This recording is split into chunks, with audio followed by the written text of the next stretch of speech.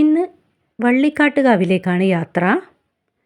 കോഴിക്കോട് ജില്ലയിലെ തലക്കുളത്തൂർ ഗ്രാമപഞ്ചായത്തിലുള്ള എടക്കരയിലാണ് വള്ളിക്കാട്ടുകാവ്.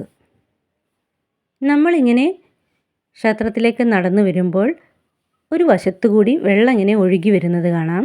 ഇതെവിടെ നിന്നാണെന്ന് നോക്കാം. ദേവീ പ്രതിഷ്ഠയ്ക്ക് വലതുഭാഗത്തുള്ള കുന്നിൻ മുകളിൽ നിന്നാണ് ഈ വെള്ളം ഒഴുകി വരുന്നത്. നല്ല ശുദ്ധജലമാണിത്. ഇതിങ്ങനെ തന്നെ കുടിക്കാവുന്നതുമാണ്.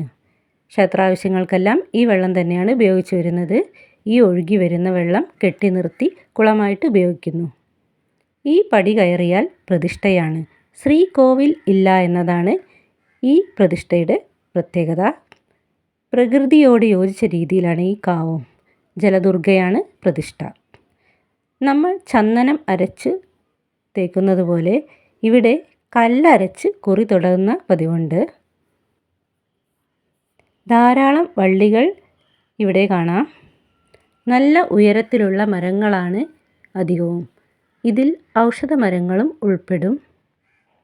ഇവിടെ സൂര്യപ്രകാശം കുറഞ്ഞതുമൂലം മരത്തിൻ്റെ വേരുകൾ പുറത്തേക്ക് തള്ളി വരുന്നതായി കാണാം. ചെറിയ പാറക്കല്ലുകൾ കാണാം. കുരങ്ങന്മാരുടെ വാസസ്ഥലമാണ് ഇവിടം. കുരങ്ങന്മാർക്ക് ഭക്ഷണം കൊടുക്കാൻ മാത്രം ഒരു തറ കെട്ടിയിട്ടുണ്ട്. നമ്മൾ കൊണ്ടുവരുന്ന ഫ്രൂട്ട്സും വെജിറ്റബിൾസുമെല്ലാം ഈ തറയിലാണ് വയ്ക്കുക. അവയ്ക്ക് വേണ്ട സമയത്ത് ഇത് വന്ന് കഴിച്ച് പോകും.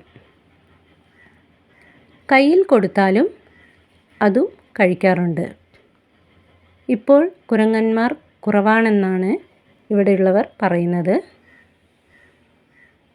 കുട്ടികൾക്ക് നല്ലൊരു എൻ്റർടൈൻമെൻറ്റ് കൂടിയാണ് ഇവിടം.